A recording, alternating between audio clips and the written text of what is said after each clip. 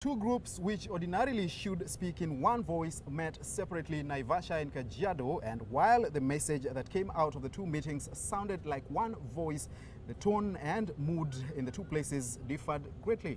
Now, these are Rift Valley leaders, both serving and former. One group allied to President Kenyatta, the other Deputy President William Ruto.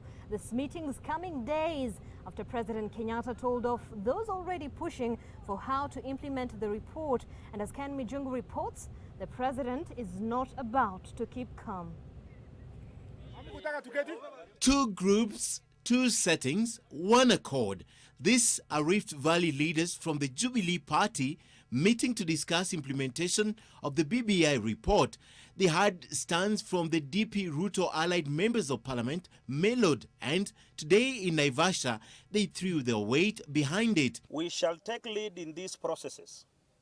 It is our desire to see that everyone reads, understands, and engages on the report as a whole. This would ordinarily pass as an obvious position. Why not for the hardline stance taken ahead of the release of the report? It would also look normal, just that this group was meeting in Naivasha, while the other group, also made up of Rift Valley leaders, were in Kajiado issuing a parallel statement. An all-inclusive forum, bringing together all political parties and stakeholders, including religious bodies, be established to discuss the way forward on the Building Bridges Initiative recommendations. While the Naivasha group called to the president to find an appropriate framework for the implementation, including forming a committee of experts to refine the proposals and granting him the discretion to choose how the report will be adopted, the Kajiado faction left no doubt as to their stand. The people should decide. We are proposing that the referendum be held by August 2020.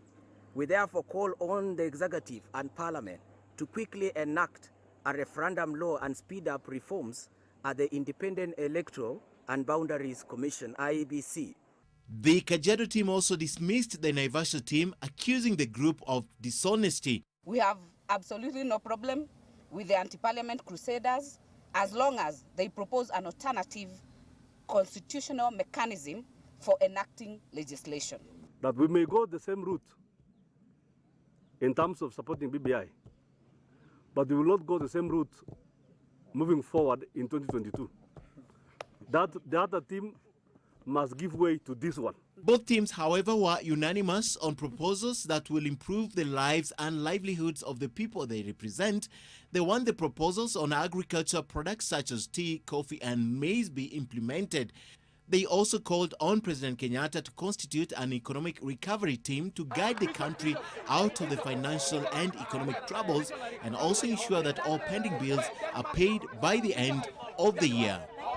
But even as this faction of the leaders from the Rift speak about the issues of the implementation of the BBI report and the way forward, it's not lost to them the direction they want the country to take. In particular, they talk about the employment and the government appointments that they still think is skewed, and they say this also needs to be addressed in order to have a cohesive society. Ken Mijungu, NTV in Kajiado.